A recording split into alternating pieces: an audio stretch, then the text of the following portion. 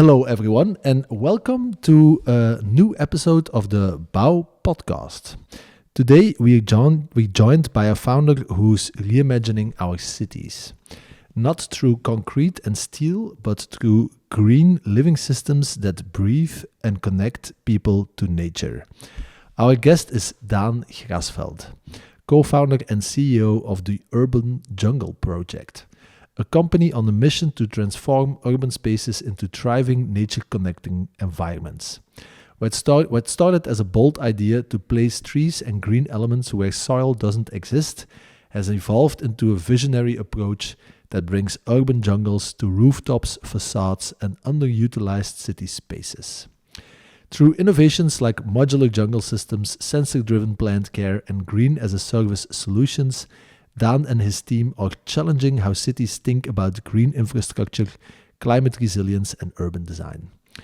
We're excited to dive into his story, the creative spark, the hard lessons, and the future of urban environments that feel more alive than ever. So, welcome, Daan. Great to have you here. And how are you doing today?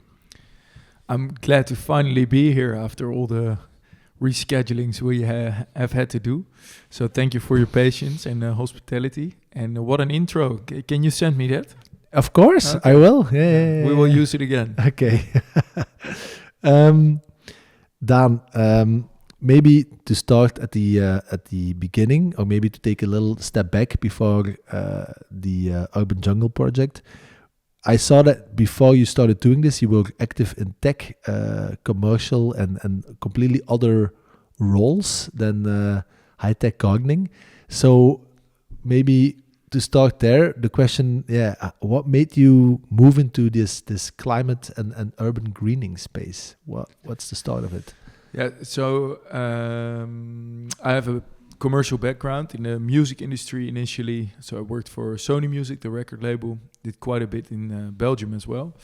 Among others, Mr. Props and Passenger, you may know the artist. So, Passenger, I know.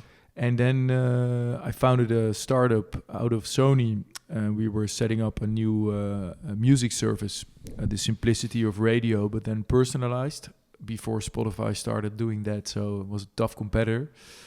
And then I started working for Picnic, which is an online-only supermarket in the Netherlands and Germany and France by now. So they don't have stores, but they have a last-mile delivery service to basically skew towards families. And I worked on opening new cities in the Netherlands and Germany and negotiations with the suppliers. And in 2018, I got married. And I went on a 4-month honeymoon trip with my wife from New York to Brazil. And just before I left, my father, who is a landscape architect in Culemborg, the town in the center part of the Netherlands where I'm from, he showed me an image of a Tesla being charged to a tree, or actually being charged by a tree. And I said, what is this? What are you doing? And then he said, I'm working on an innovative solution to put trees on places where conventional planting is not an option, like roofs, and where construction load capacity is limited, like roofs. And then we can position this tree on a roof, and it can wiggle a bit on the movement of the wind, and we can convert that movement into tree electricity, or boomstroom in Dutch. And tree electricity. How do you say that? Tree electricity. Tree electricity. That's great. Yeah. And I said, well, like you, if this is true, this is quite amazing. So I came back from the trip. I had a lot of time during the trip. If you don't work and only travel, you get time to think. And I came back with a business plan for the Urban Jungle Project with the purpose of bringing nature into our cities. And to make sure they remain livable towards the future. And we started the company in 2020. And my father has 4 sons. I'm the oldest. And he always says, out of my 4 sons, you are the last I expected to go into the greenery business. But here I am. And been doing it for 6 years now. And I think it's... I've always underestimated as a kid how cool nature is, how cool greenery is. And I think in general, the whole greenery branch has a completely different momentum given the necessity of urban greening and nature preservation in general. So yeah, it feels like a really good spot to be. What a story. But from what I understand that you do now, there's not a link to electricity generation through trees, or is there? Well, we've built a prototype in which we actually generated some electricity out of the movement of the tree.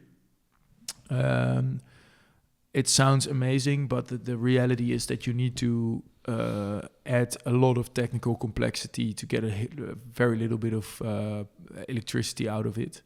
And then a little solar panel was so much more efficient that it turned out to be more of a gimmicky story rather than an actual powerful functionality.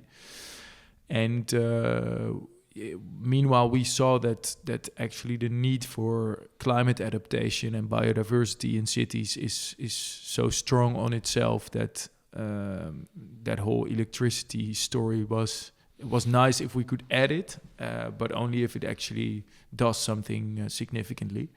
So we've continued to focus on the climate adaptation and the urban greening part. Okay. And that was a realization you had when you started the business, or that came after you built the prototype? After we built the prototype, yeah. So the original idea when you came back from the travels was electricity from trees? Tree electricity. Boomstroom. Yeah. And then how long did it take you but it's never been the core purpose of the product. So okay. the core purpose was, how do we make sure cities remain livable? The livability of cities is under pressure. So maybe some context. I don't want to steal your agenda, but the projection There's is no agenda, okay. So go on. Cool. In 2050, 70 to 80% of the global population will live in cities. And cities only account for 2% of the Earth's surface. So it's going to be really busy in cities. And it already is. And that urbanization effect in combination with climate change threatens the livability of cities. So we have the urban heat island effect you may have heard of, urban flooding, because the differences between dry and wet periods become more, they increase, they become dramatically different. Air pollution is a big problem, biodiversity loss. And my father said initially, for many of these issues, nature has a solution, and we need more trees in cities to mitigate these issues. And that's why he started. And then the whole concept, like if we position the tree and it does all these things and it can also generate electricity, it would have been an extra benefit, but it was not the core reason to start the company or pursue this adventure. Can you say a little bit more about the urban heat island effect for the people who don't know it? Yes, absolutely. So basically what greenery does is it absorbs heat by isolating a little bit towards the underground, evaporating to cool down, provide shade. And we've built cities that are mainly stony. So we have squares and roofs and balconies and streets. And a bitumen roof heats up towards 80 degrees in summer. What type of roof? A bitumen, like the black one. The black one. Yeah. So gravel roofs, a little bit better, but let's say 60, 70 degrees. And also squares concentrate heat because it can't go anywhere. It's not absorbed. It's actually reflected most of the time. And this creates a heat island, so to say. So cities become heat islands. And the difference in temperature in the Vondelpark in Amsterdam and Dam Square, which is the famous square in the city center, is actually approximately 8 degrees on a hot day. So there's a completely different vibe in the city. And then there's absolute temperature, but there's also perceived air temperature, which is eventually for the conditions you experience the most relevant metric. And there is now more and more research showcasing that trees can decrease the perceived air temperature by 19 degrees on a hot day. So I think whereas greenery was a nice to have, the very last part of a project coming to completion, and often also cut from the project due to budget restrictions, the whole functionality around green and the whole relevance of the benefits that it offers have become more and more explicit and well aware under real estate developers and architects. So we continue to see green to get a more significant place in the built environment, because in the end, what is the value of real estate in a city where no one wants to live? Good point. Great point. And how does trees and nature create this perceived lower temperature of 19 degrees? How does that work?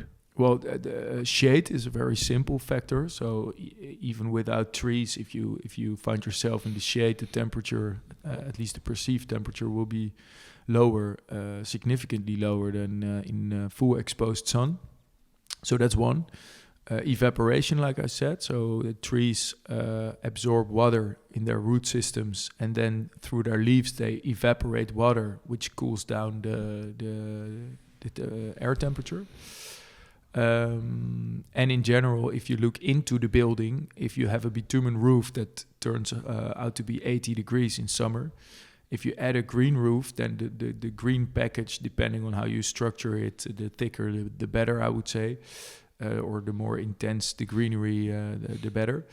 It will absorb the heat, and it will reduce the heat to maybe 30 degrees. So you go from 80 degrees to 30 degrees, and you can imagine what that does on the inside conditioning of the building. So we had a case, and there's many studies that actually confirm this, but we had a project in Amsterdam for an apartment complex with 50 apartments, private residents, and they wanted to create air conditioning on the top, on the roof, for the lowering the temperature on hot days, because they suffered from heat so much. And then someone in the board said, we should make a green roof. And we said, very good idea, but make it an intense green roof and not with sedum. You might have heard about sedum. It's like a desert-like plant species that can cope really well with drought and heat. That's nice about it, but the counter side is that it does very little to biodiversity, and it actually has very limited ecological value. So we said, make an intense green roof. And we did that with a lightweight and modular system. That's our pitch, that we actually fit the greenery solutions around the limiting constructions of the existing building, because that's what you need to do if you want to make something possible at all. And we created this green roof with modular and lightweight plant crates, and the air conditioning is not there. So it's just a huge difference, and we failed to measure the concrete metric on this particular project, but we will do that in new projects. And air conditioning actually worsens the problem, because you blow cool air inside, but in order to do that, you blow hot air outside, and actually the heat island becomes hotter. And green is the other way around. It absorbs the heat and actually reduces the heat effect on the roof, but also gives evaporation and shade in return. So it's actually a no-brainer, I would say. Sounds like it, yeah. How does it compare financially, an air conditioning system, to this type of advanced green roofs? Well, if the current situation in the Middle East continues to evolve, I think the business case will only get better with the rising energy prices. I think the business case should be assessed in a broader sense. So air conditioning is a cost driver, also has maintenance, requires electricity. But it depends on how broad you assess the business case. So for instance, applying a green roof also extends the lifetime of your roofing material. So that should also be taken into account. And it actually also increases the value of the building. And there's quite some good studies that also explain why that is. And it has to do with sound reduction, with aesthetics, with psychological benefits of greenery. So I think the business case is broader than only looking at the energy consumption of an airco and the depreciation of the machine. But there are so many more benefits to look at. Okay. And then, so you came back from the trip in the Americas, and then you had the conviction to do this. Where do you start? Well, from that previous startup I founded out of Sony, I learned that before starting, there's quite a lot you can do. So I came back with this little business plan, and I figured I need to speak to some potential clients. So we went I was still working at Picnic. So in the nighttime and in the weekends, I scheduled some meetings with people in my network, and I started asking them like, how do you guys assess green? Or what are the limitations? We have this concept of a lightweight and modular tree solution. Would you be interested in that? Back then, GNS, a Dutch real estate developer who built Wonderwoods in Utrecht. You may have heard about that. It's the equivalent of Bosco Verticale in Milan. Yes, I know that one. Yeah. So same architect. He also designed a building in Utrecht, and we talked to them about it, and they confirmed the weight issues and the amount of construction they had to configure to be able to realize that view. So there was quite some confirmation of interest, and then my father landed a project in early 2020 before I quit my job. That was in Alphen aan de Rijn, an old building, I think 1900, where there was a store in the ground level. And in the back of that, they were building a 3-layer new apartment building. But the roof of the shoe store would be the entrance of the residents of the new apartments. And the architect designed a rooftop garden as an entrance. But they only had a construction load capacity of 250 kilos per square meter, which is quite conventional for existing buildings. And he positioned trees in the design. So then he got in touch with Maarten, my father, because he had some kind of article online about this lightweight tree solution. And they invited us to do the project with them, and we built our first project. And when that was finished, it was not a theoretical concept anymore, but it was a little oasis in the midst of a small city in the Netherlands, and we could take clients there. We could make photos and then show them to people, and that it just seemed to make so much sense. And the response that I got from talking to people was so positive that I thought, without putting that much effort in, we already get a bit of traction. This is something that could work. And I learned really well from the adventure with Sony that making the right agreement between founders and partners is crucial, because it saves so much, excusez le mot, shit down the line. So we spent quite some time talking to the tree nursery where my father was experimenting with this pilot prototype.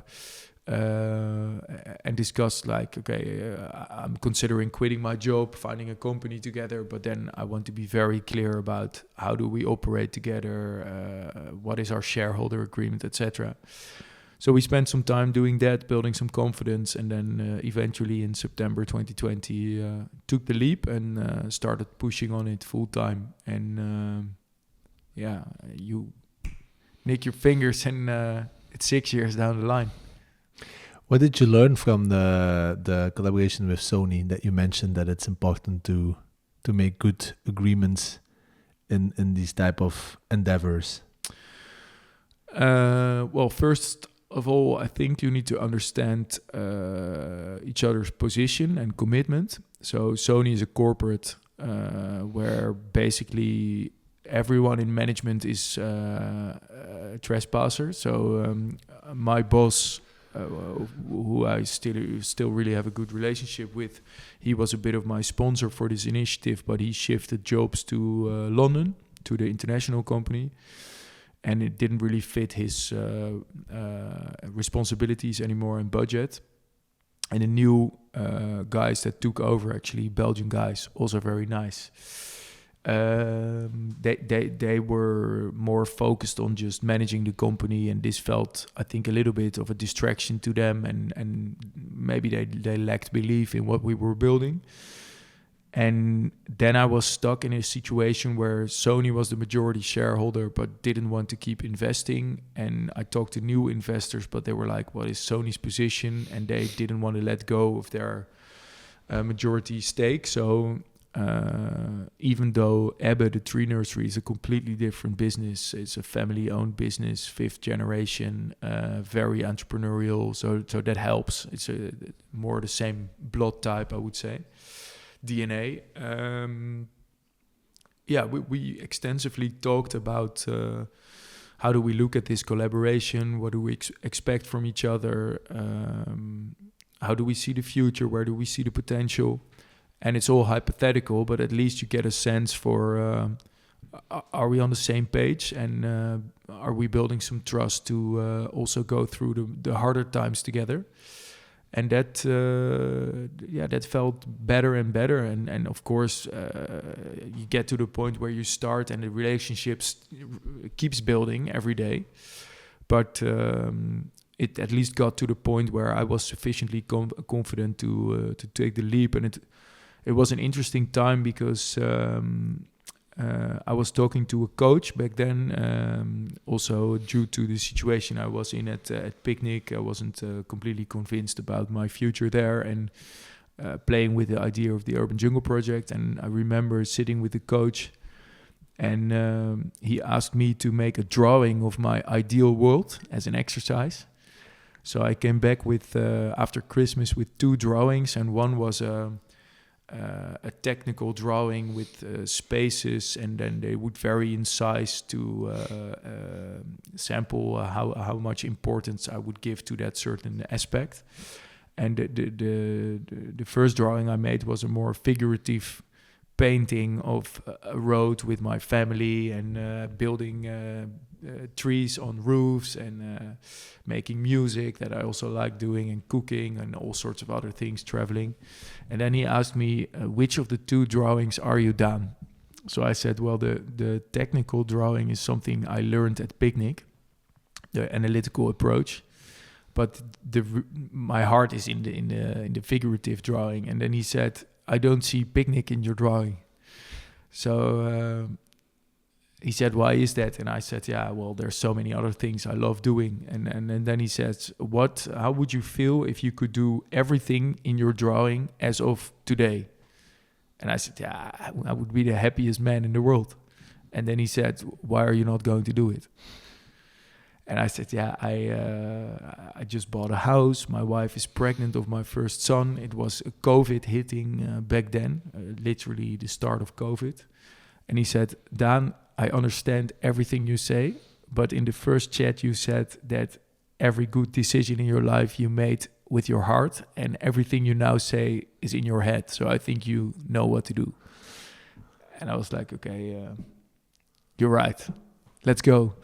And he said, what's the worst thing that can happen?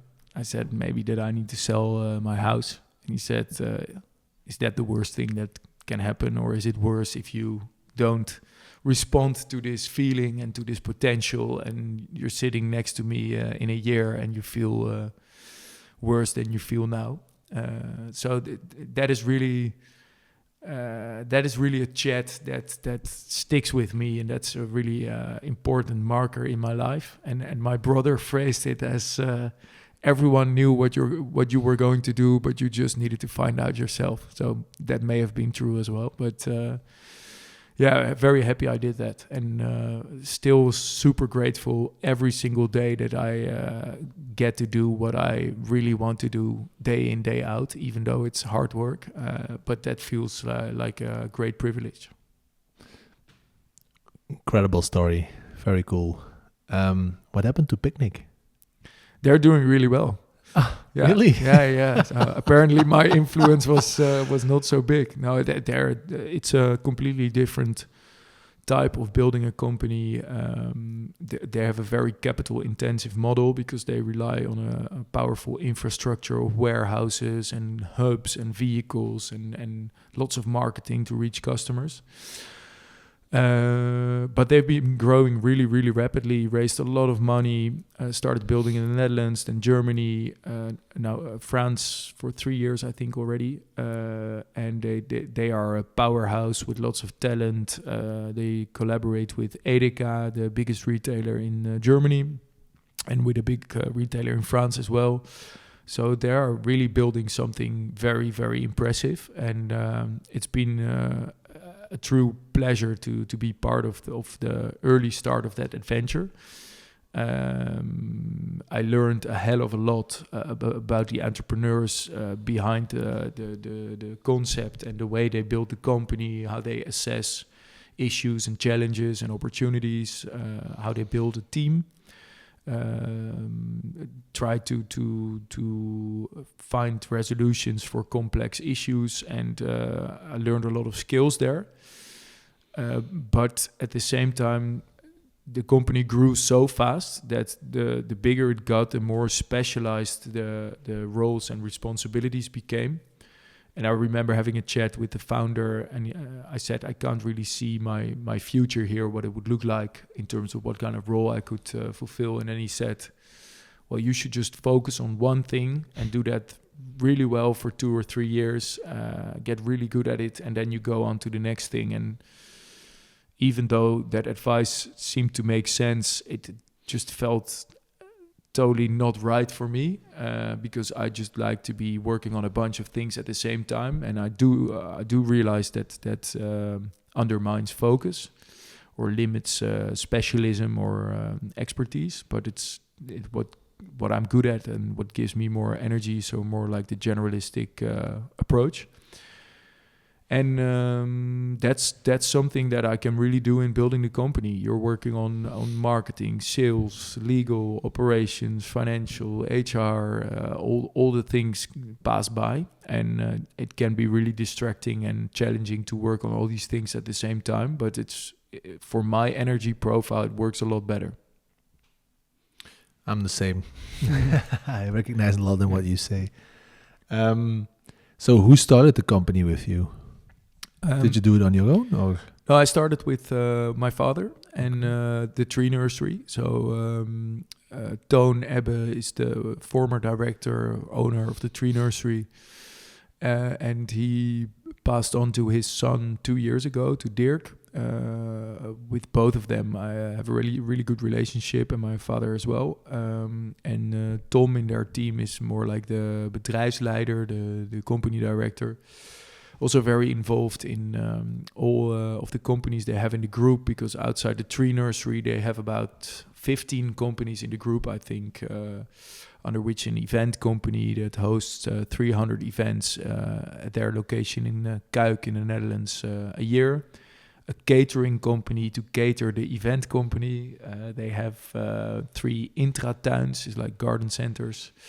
2 contracting companies, some more.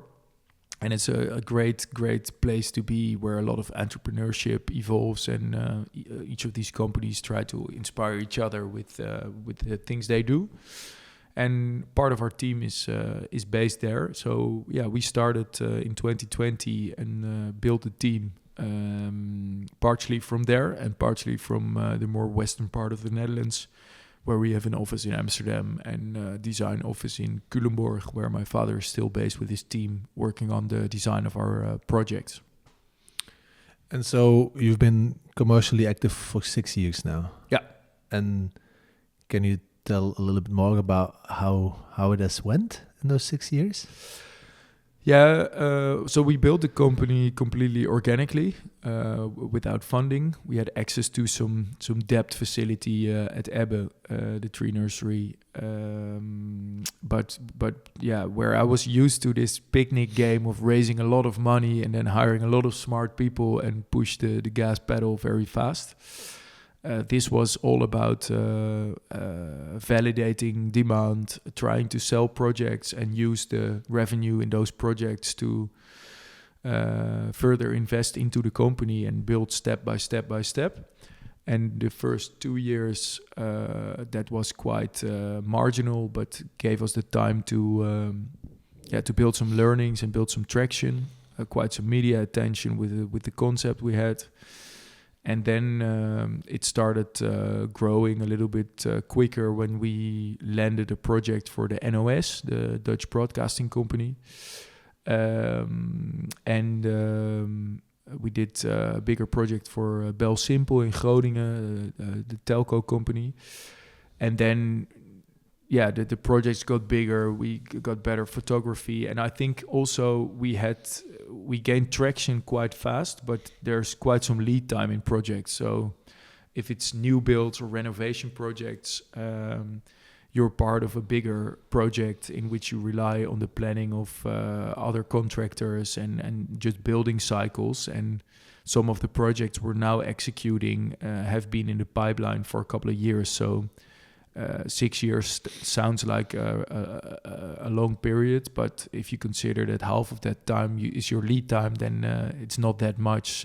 You also need to gain momentum and get leads, and I've really started to appreciate the organic building model, because even though it will limit your speed and force sometimes, because you can only invest if you actually have the gain the funds through sales, it's maybe a healthier pace, because you we grow quite fast. We try to double this year in sales, so it's not that we're not growing, but it's organic. It's not pumped up by funding. You think consciously about what you invest and what you spend. You build a team a bit slower, so you have more time to define what you need in a team and what requires to be improved on the product.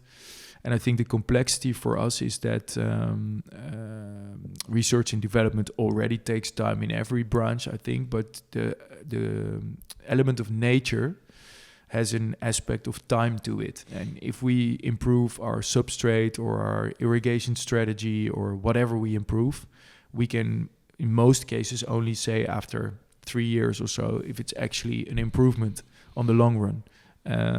So that also brings complexity, and pushing faster and harder for growth also means you will pay more compensation for mistakes being made along the way, and funding also takes a lot of time. So the time that at Picnic we put into reporting to investors or preparing documentation for new funding rounds is all time that you cannot put into product development or business development. And I'm not saying either one of the two models is better or worse, but I think if you can build organically because you don't have high capex or big investments to make, I've come to see that it's a huge advantage.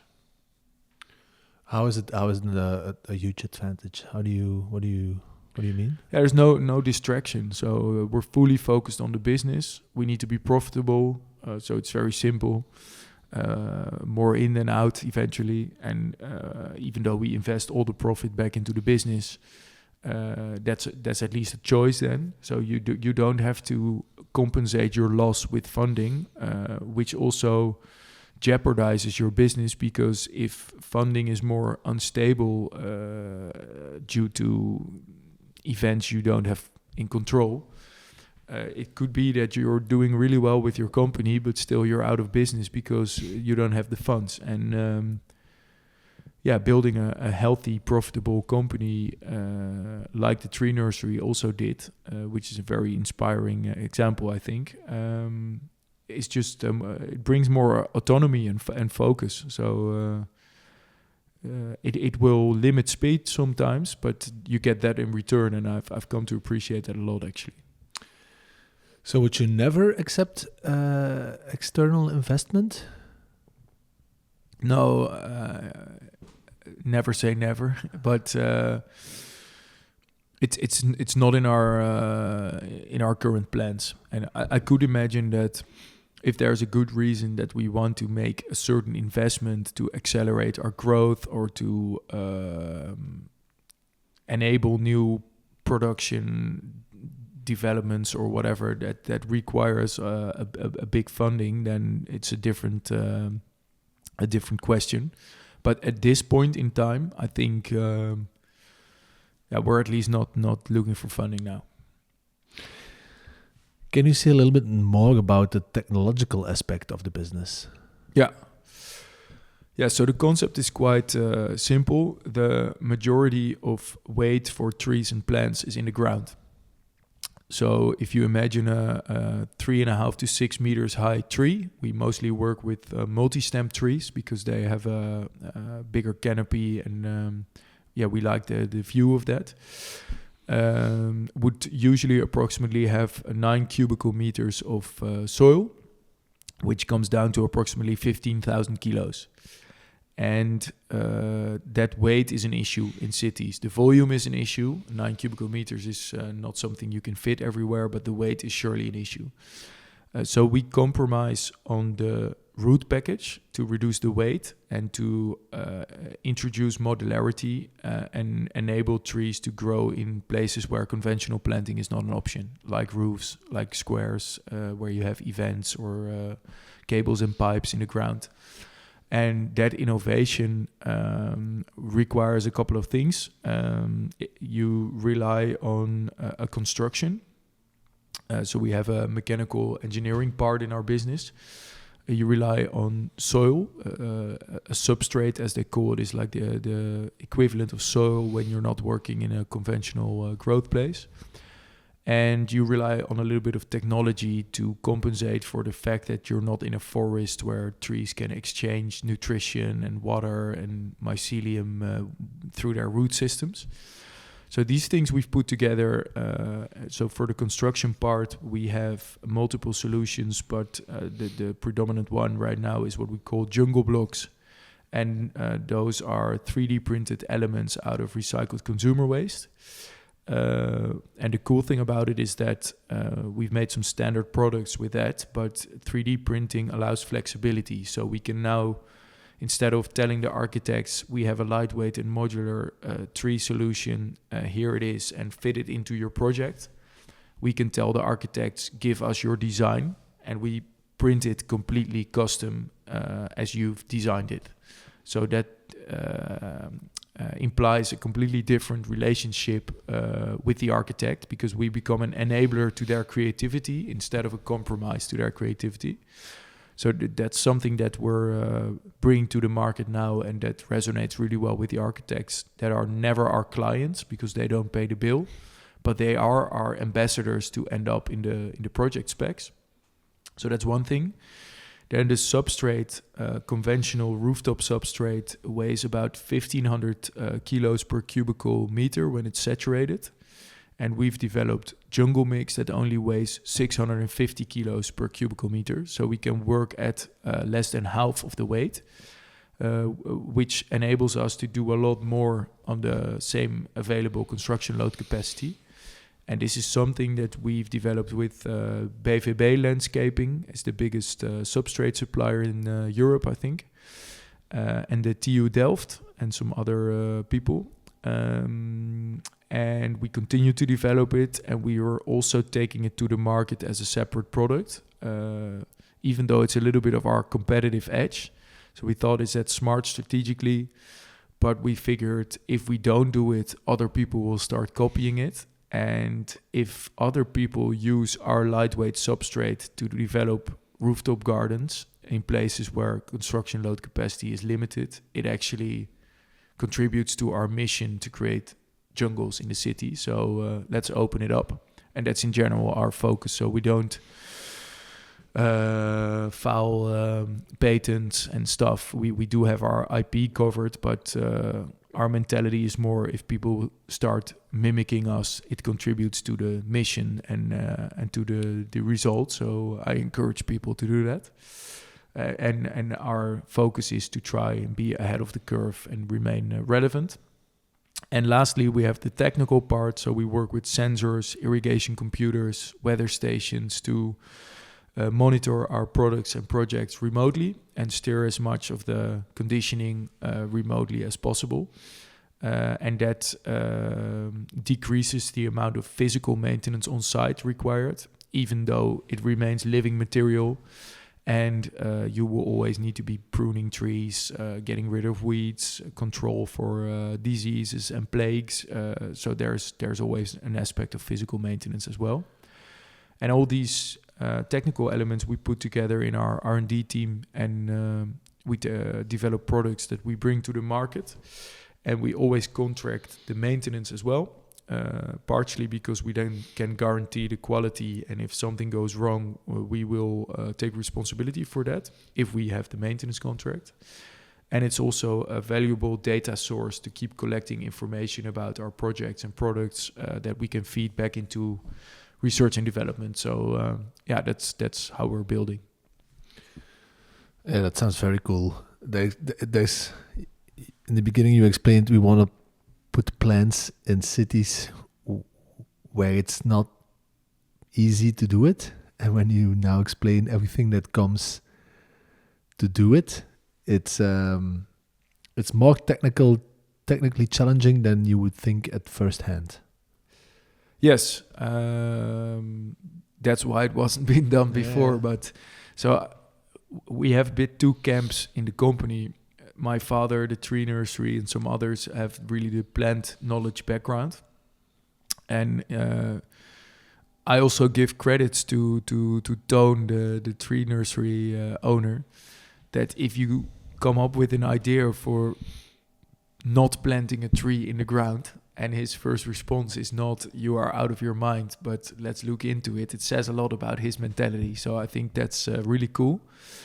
And then not having the bias of greenery knowledge can also be an advantage, because you don't restrict yourself in thinking what is not possible, but you just white paper look at how could we figure out something that will work. And if you bring those two camps together, you have an interesting dynamic. So it is, by definition, what we do, it is a compromised growth space, and many of the people that assess us critically say a tree should be in the ground and it should be in a forest and it should widely be able to extend its root package. We don't debate with that. So I always say you're completely right. Wherever that's possible, you should do that. Don't use our products. But we focus on all those places where conventional planting is not an option, and then the alternative is nothing, or a sedum roof.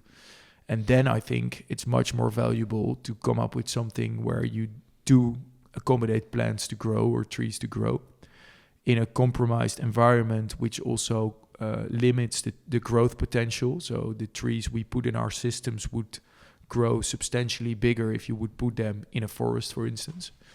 But that's also what we want, because one of the complex issues is the issue of wind. So if you put a tree on a roof, it will catch wind.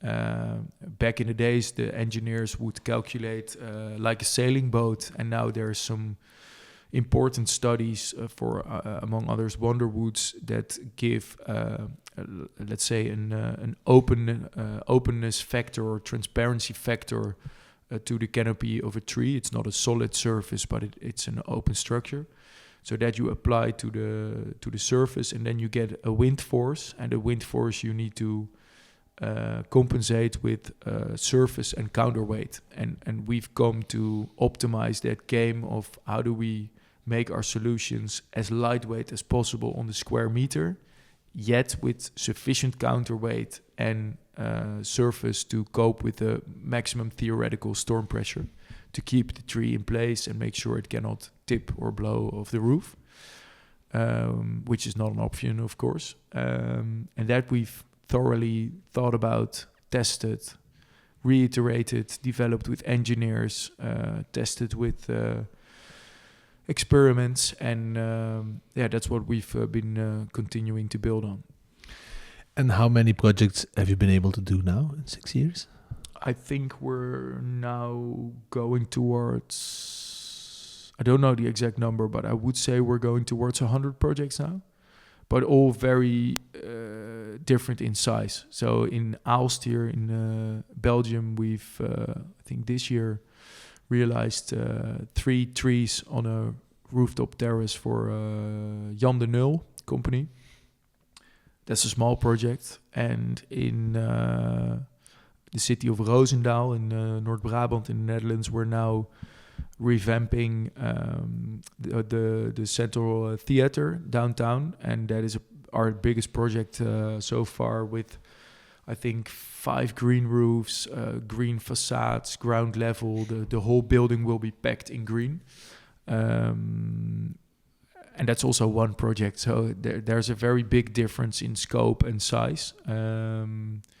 And we're looking to build a better automated quantification data to actually report on the amount of square meters of green we've added, the amount of liters we buffer, the cooling down effect. So really the impact reporting of what we achieve as a company. But there's some work to be done to get that automated and reported in a good way. Or like any figures about the impact? Yeah, yes, definitely. So we know very well how much water we absorb and how much water we use. And then we try to rely on reusing rainwater. But that's a little bit of tailor work per project. So I was just in Brussels, and there we've built, I think, 40,000 liters of water buffering capacity in the ground that we use to water the plants again. But you need to have the space to do that. And I think Belgium is a lot better developed than the Netherlands when it comes to regulations around rainwater usage and not dumping that into sewing channels. So we know something about cooling effects.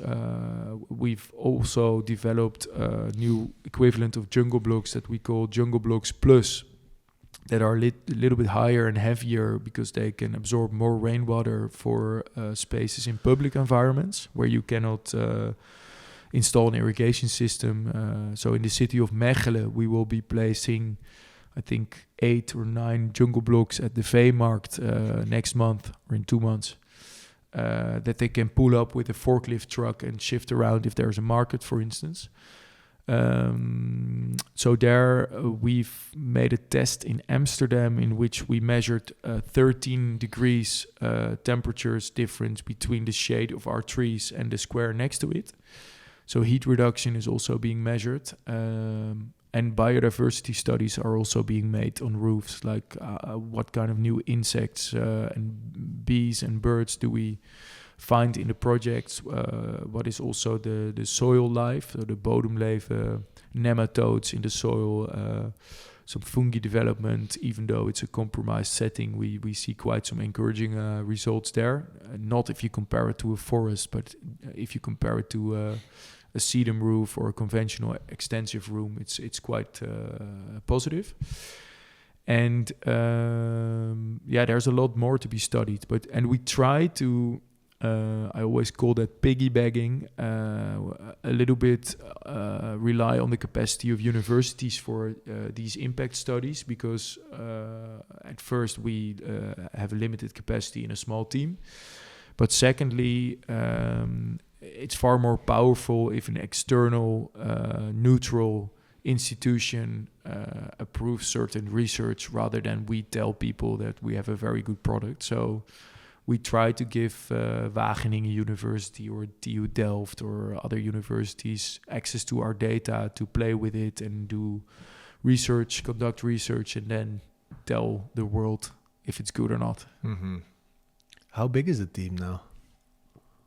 The core team is about 12, but we have a bit of a hybrid structure with the tree nursery.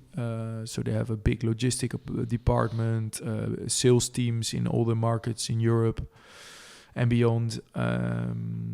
We have the team of my father in his landscaping company that works partially for us. So eventually the team is bigger. We work with quite some suppliers that have constant capacity for us. But the core team that we take to team events and meetings would be 12, I think now, yeah. if you could dream again, maybe same question as the coach asked you many years ago. Where does this lead you? Like at the end of your career, what would be the ideal outcome for the urban jungle? Yeah, it's funny because when we started, I had a debate with my cousin who is in venture capital, and he said, "Daan, the Urban Jungle Project is a stupid name. You're building a company. It's not a project." And I said, "No, it is a project because we can finish it." And I think it's a big, hairy, audacious goal, but if you would take a bird's view over the city and you cannot distinguish the city from the green area outside, the rural area outside, and that is the case for every city, then we are done and the project would be finished. So that's what I like about the name, actually. So from a company and mission perspective, this feels like something I could be working on for the rest of my life. I do think that if the company continues to grow, even though we try to grow in a smart way, that we don't rely on an insane linear growing amount of people, but try to create exponential impact. There could be a moment that I'm not the right person to lead the company. So then we'll see what happens. And from a personal perspective, like I just said, I genuinely feel I'm living that drawing every day. And I used to be quite restless about where I wanted to go and where I wanted to live and how I would foresee the future. But I'm quite peaceful with what I'm currently doing, even though it's not peaceful at all. It's a very stressful rhythm and lots of traveling and work next to 3 young kids. But I'm genuinely really, really happy with what I'm doing, and I'm very grateful for that. So there's not much I could wish for with respect to that. I think this is a beautiful place to end. Any final remarks, questions for the audience, call to actions?